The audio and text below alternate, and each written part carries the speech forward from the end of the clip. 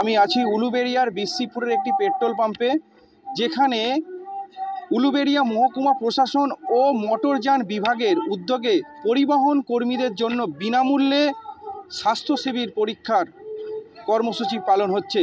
যে সমস্ত লরির চালক, ট্রাকের চালক যারা রাত্রির বেলায় গাড়ি চালায়, তারা হয়তো অনেক সময় তাদের চোখের পাওয়ার কমে যায়, বা হয়তো কোনো হার্টবিটের সমস্যা থাকতে পারে, বা কোনো রকম কোনো ফিজিক্যাল সমস্যা, সেই থেকে কিন্তু এই মোটরযান বিভাগ তারা কিন্তু একটি গুরুত্বপূর্ণ ভূমিকা পালন করছেন, যেটি বিসিপুরের একটি পেট্রোল পাম্পের সামনেই যত লরির চালক এবং ট্রাকের চালক, বাসের চালক যারা আছেন তাদেরকে সেখান থেকে নিয়ে আসছেন, নিয়ে এসে তাদের চক্ষু পরীক্ষা হচ্ছে এবং তাদের পুরো full body check up, ECG করা হচ্ছে। এটা পুরো বাসের মধ্যেই কিন্তু পুরোটাই একদম হেলথ চেক আপ চলছে মহকুমা প্রশাসন এবং মোটরযান বিভাগের পক্ষ থেকে।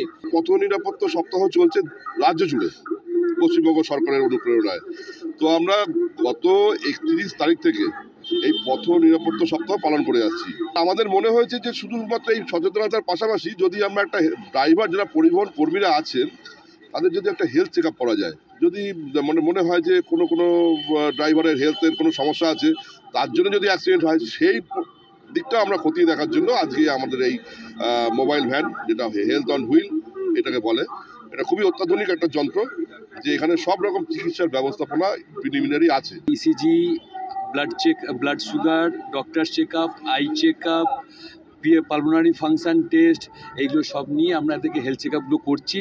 আমরা এর মধ্যে এক্সরেটাকে অপশনাল এক্সরে রেখেছি, এক্সরে করার যদি প্রয়োজন হয় আমরা এক্সরেটাও করে দিচ্ছি আর কি। সব আশা করি আমাদের এই ক্ষুদ্র প্রচেষ্টায় সকলের একটা অ্যাওয়ারনেস বাড়ানো যাবে।